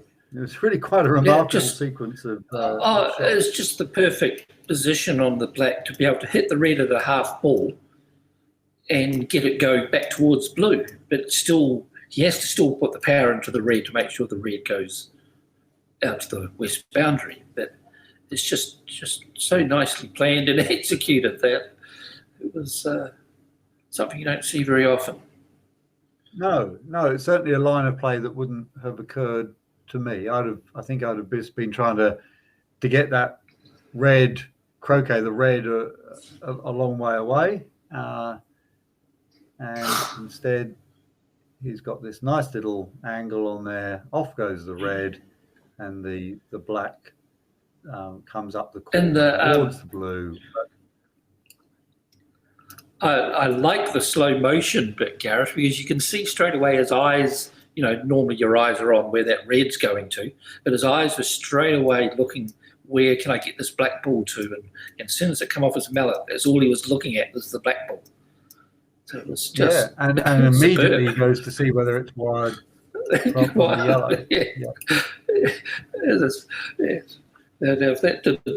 So we've got an interesting game that we can cut to, I believe, on court 2. True. Okay, Elaine, yes. I think this is the one between Lachlan and Chris. I'm not sure yet. We'll just have to see what comes up on our... It's not Mignon. It might be Mignon versus Elaine. I think, is that Elaine on the court at the moment? I can't quite tell. That's Elaine on the court. I think it's... Oh, it's Elaine and Mignon we're watching, yeah. Yeah. Okay, so we'll get Kate to give us an update on the clip positions and the timing. And we saw earlier today, Elaine was in pretty good touch against Roger Bird and won that one quite confidently and convincingly. That's right. So what have we got then in terms of our clips? I think she's just jumped out of hoop 2, and I'm not sure if it's the red ball next to it or not. Well, Mignon looks as if she's walking on with some purpose. So just to give you a bit more background on these players, Mignon and Elaine have met about 3 times, I think, in previous tournaments. Elaine has won in each case. You'd sort of expect that from the difference in their rankings. Elaine has a handicap of just 0.5. Mignon is a handicap of 6. But Mignon has had some nice wins in her time. She's beaten Andrew Wooten and beaten Greg Hill, so is a force to be reckoned with. Sliding her blue down and rotating. That was a great shot, yeah. Nice shot. Yeah. And she travels to play Mignon. She's gathered quite a bit of experience. She's come up to Sydney and played in the Ditson Classica on occasions, and so that's right. Puts herself out there, and is not frightened of anyone or take anyone on. Absolutely, and always a very good sign when people are willing to travel interstate to play in competitions and playing competitions where they're likely to be the underdog as well. So you're really and as we've seen in croquet, if you're not on the lawn, then you're sitting out, and that can be quite a frustrating experience. I'm sure emerging snooker players have the same problem. They end up watching their opponents playing a lot of shots. So all credit to her. She's got a straight in front of the hoop for this one. It's a good yard out, not easy by any means, and she puts it through nicely. I mean, how good was that Croquet then to be able to set this up to Yeah, take hoop and one and have a a ball nice loaded at hoop pioneer. two? Yeah. Yeah. The only this is reasonably cutthroat. You know, you play one game and you lose. That's it. Whereas at least a snooker player might be playing a best of 19 frames or best of 31 Well, I think frames some or of them something. are best of 45, aren't they? 45, right? Yes. So while you're watching your opponent for a fair part of some of those frames, at least you've always got an opportunity to get back into it. Here, this can be a little bit. Or Simon found once he fell behind, he found it difficult to chase it back. He did, and yet we always thought that he would have enough time. I'm not quite sure what went wrong there at the end for him. He certainly seemed surprised by the fact that time had elapsed as he played that last setup. So, yeah, he's only one shot off from being perfect. Just that red needed to go back towards partner, and he has another turn. Yeah. So Minion now, unfortunately, finding herself on the wrong side of the red, so she has to hit it further away from hoop 2 than she'd like. You can see Elaine's red clip there, already placed on hoop 2. So Elaine must have made hoop 1, and this is a tricky shot for Minion. I'm not quite sure where the yellow and the black balls are at the moment, but let's concentrate on this hoop first. She pulled away from that in a way that she didn't like it. She's looking to the heavens. Why have you done this to me? And now she's going to have to retreat back to wherever her black ball is. So a few shakes of the head. Yeah, she'll be disappointed because it was a loaded break there for her, but she's still in control. Elaine's well separated, and she's got her balls together in a pretty healthy position. So let's just regroup. Yeah. Hopefully you're back on the lawn in a few minutes and start it all up again. Elaine has a choice of shots here. Score 1-1 now. Both the blue and the red balls have been through hoop 1. You can see in the background there, Simon Watkins is already back out again. They're already out there, yeah. He'll be hitting this firmly. Yep, not going to be. Yeah, looks like he's playing Roger Bird. He's playing Roger Bird. Options. And the players have been deciding battling away since. Sorry, Gary. I was going to say that no, Elaine, it looks as if she's just going to shoot at her yellow ball on the eastern boundary. Yes, it's fairly close to the boundary, isn't it? Yeah.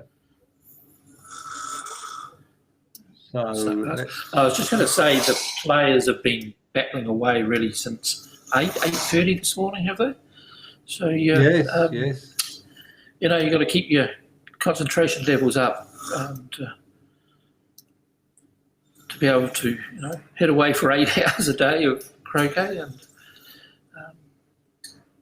it's tough work out there, especially with that wind. The wind here at Cairnlea can be kind of taxing on everything, on concentration. Yes. And it looks like a nice day. It looks like a nice day today, Pete. There's a nice blue sky, a bit of cloud in the sky.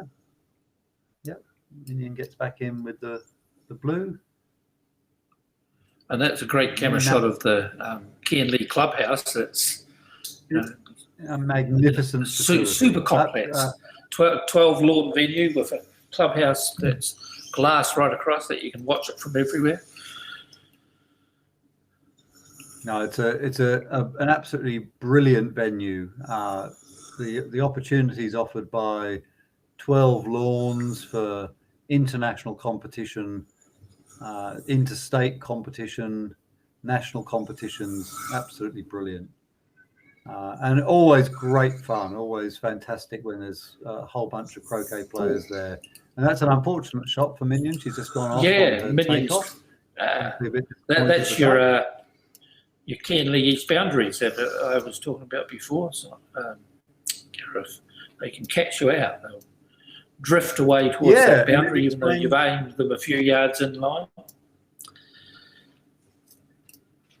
It explains why Simon took a few options where he stayed very clear of the eastern boundaries.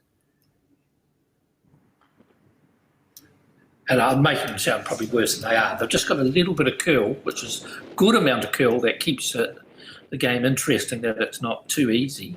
But you do have to be careful, especially if the wind is going that direction as well.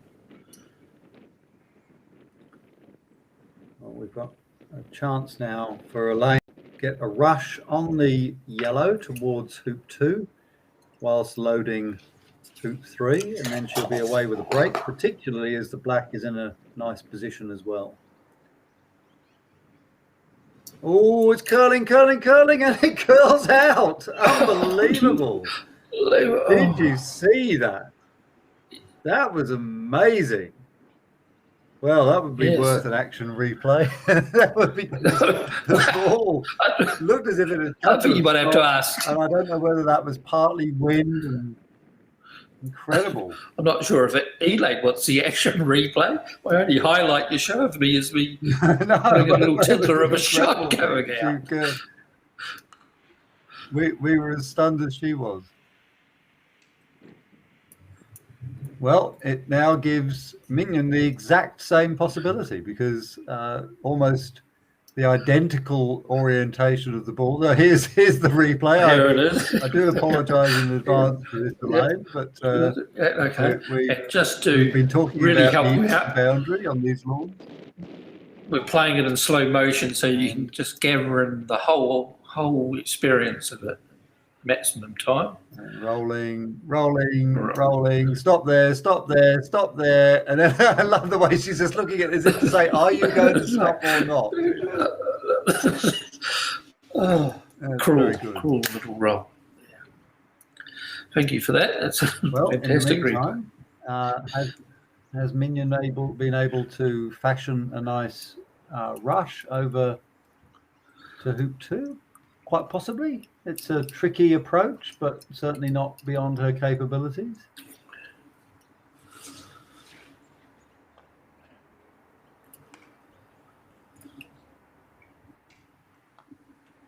And with a little roll here. There's that little short. I think still got to go for it, though. Yes, I think so. There's a shot that's given some of the players a bit of difficulty. These angled roll into the hoops. They're a little bit drifty around the hoop, and you just got to be tentative and get it right. That helped. Oh, that's probably the best hoop run we've seen from that position. Yeah, that's a brilliant hoop run. Yeah, played it at a nice pace, and it just got through. Yeah, yellow cut up towards the northern boundary, stealing a few yards towards. She's got to contend with this ball near the east boundaries. The takeoff, it'll be a bit like the Simon one. She'll be happy if she's within 3 yards of the red ball. You don't really want to push this up. Trying to do anything spectacular and watch it go out. So we might just need to check on exactly where the red ball is, because I was sort of guessing based on we were watching the replay of the ball going out, and I was sort of guessing where the red ball is. So we'll be interesting to see where it actually. Oh, do you think she might have played it in field a bit? Okay. It might have come in a little bit further. Yeah.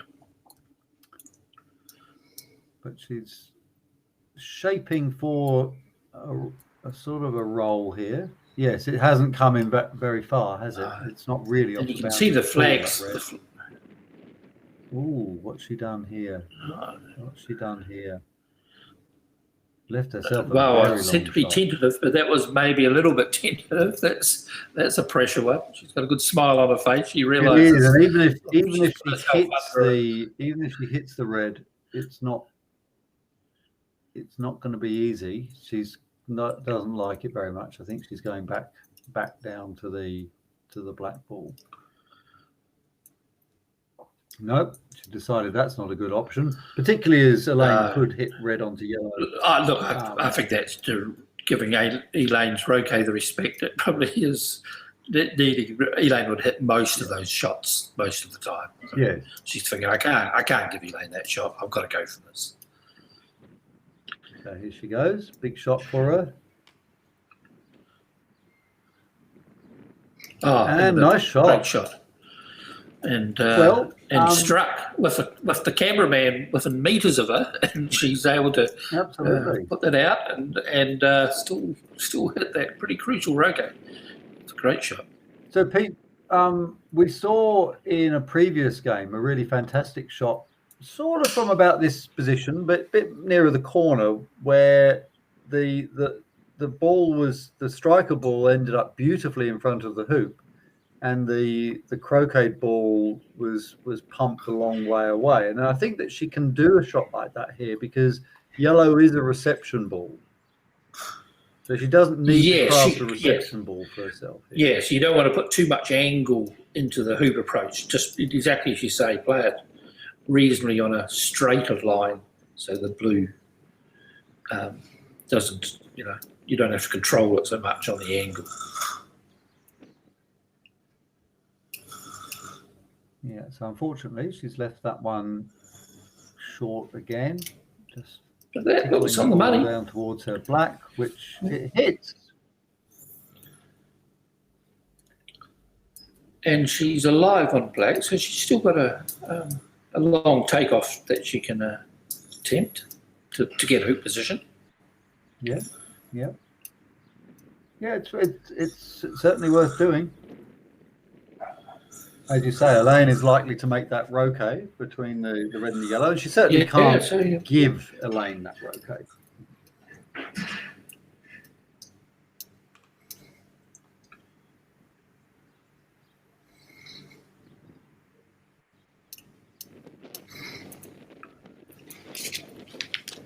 Yeah, it'd be a great shot over. She needs to hit this about 23 yards to get in front of hoop 3. Rolling up, rolling up, rolling up, rolling up, and it probably isn't one that she'll take on. It's angled, it's long, and possibly not worth the risk. No, it's coming back down for the black.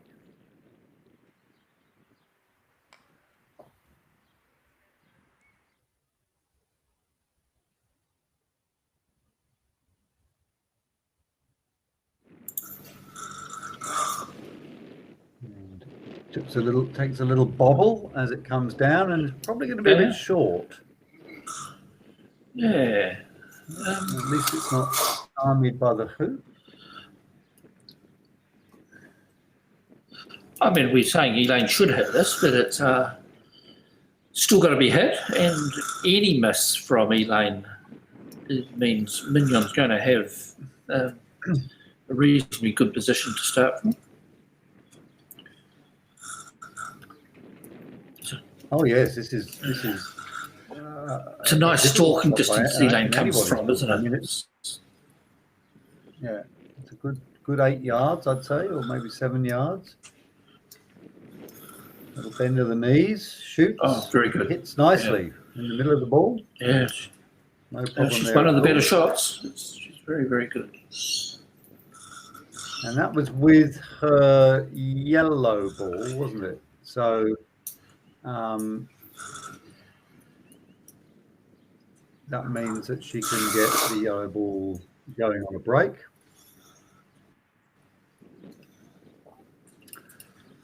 So this the coverage will be finishing in about 9 or so minutes. Remember that you can follow the progress of all of these games and all of the rounds that we haven't managed to cover that are involved in this competition by going to croquetscores.com. So that's spelled like it sounds. Croquet and scores is all one word. .com, and it will be easy to find on that site this event, which is the VCA men's event, although of course, as you can see, we're watching two women play at the moment because that's how the competition is being structured. We'll be getting coverage again tomorrow from 10:30 a.m. We'll be picking up round 6 of this competition. So I think we're in about round 4 or so at the moment. Maybe. Oh, it could be in a good finish then tomorrow, Gareth. Just touching on you there, Gareth, the croquetscores.com. So anyone who has been following us on KO and watching these events, yes, please go to croquetscores.com. It's an app and a website, and you'll find events all over the world. The people are using the app to load their results in as they happen. So you'll have live scoring all around the world, and you may be surprised the amount of events that are happening around the world at much the same time, every day of the week and most weekends, and all various type of events. And it's a good thing to delve into and see the fullness and the richness of croquet that gets played. And it's a fantastic app that Tim Murphy from the country town of Yass has developed, and everybody in the world uses it. It's the go-to piece of software. That was a great shot. A brilliant approach there from Elaine. Absolutely fantastic. Off the middle of the southern boundary and placing the yellow nicely in front of the hoop, and the blue is a really nice reception ball. Oh yeah, I like the distance the blue's up, Gareth. Yeah. Oh, and just getting a bit unlucky there. The yellow coming through the hoop, but that's going to leave her a bit hampered. Yeah, you can see just got a bit of grab, didn't it? It didn't sail through. It did. Perfectly clean. Just locked onto the metal on the side of the hoop stanchions. But she's got a safe red ball to return to. And black and blue is still a bit of a distance apart. She might. Well, not even only to return to. She can very well hit this. Yeah. The black and the blue don't look as if they have a shot on each other either. Oh no, the mini map's telling them they haven't. I can't quite see the black. the mini map should be taken. The mini map is wow. That's well done, Gareth. That's accurate as it can be.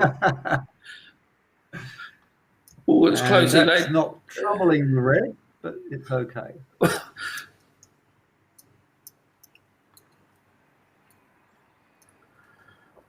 So that takes the score to 2 each.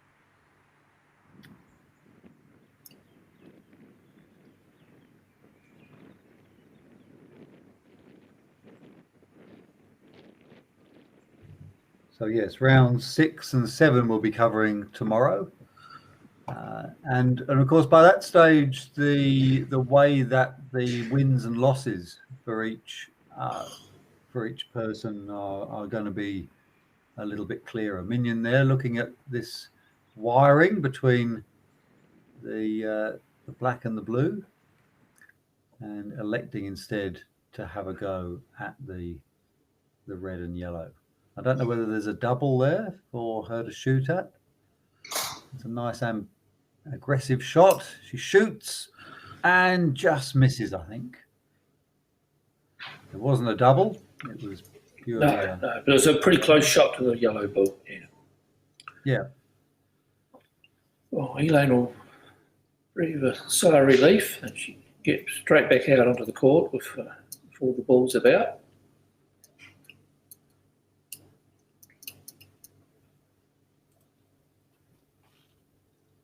Yeah, so she's got a choice here: play with yellow or red. Yellow court. Both her balls are on hoop 2. So she's made hoop 1 with both of them, and keen viewers would have spotted that the clips that indicate which ball is for which hoop are always aspirational. So they're always placed on the hoop that you're going for, not the hoop that you just made.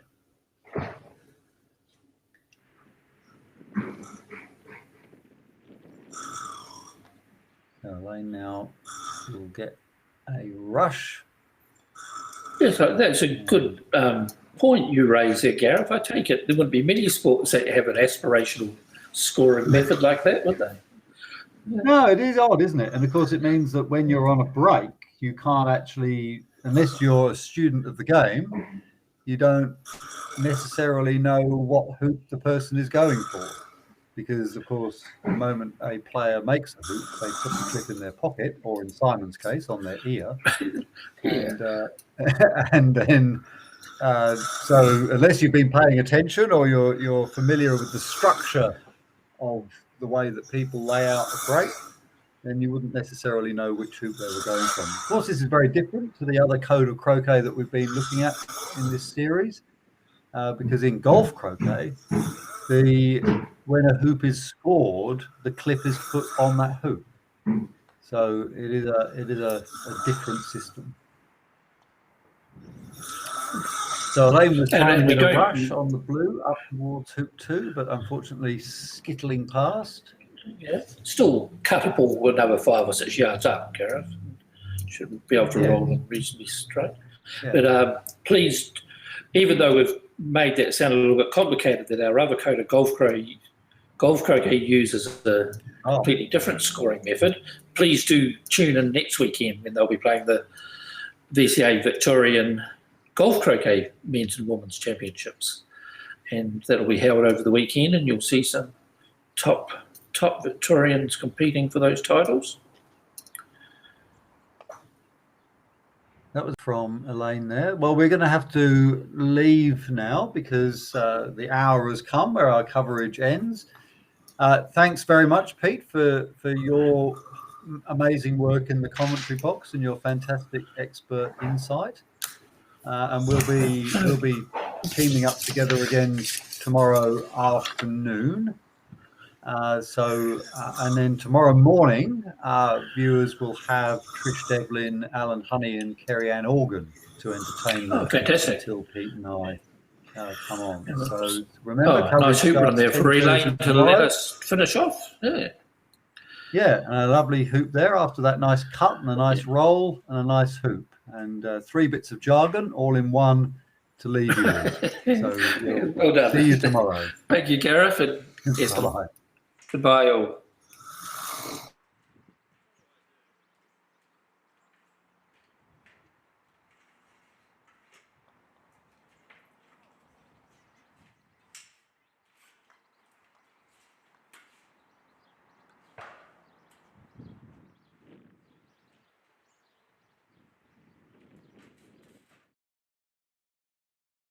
Thank you.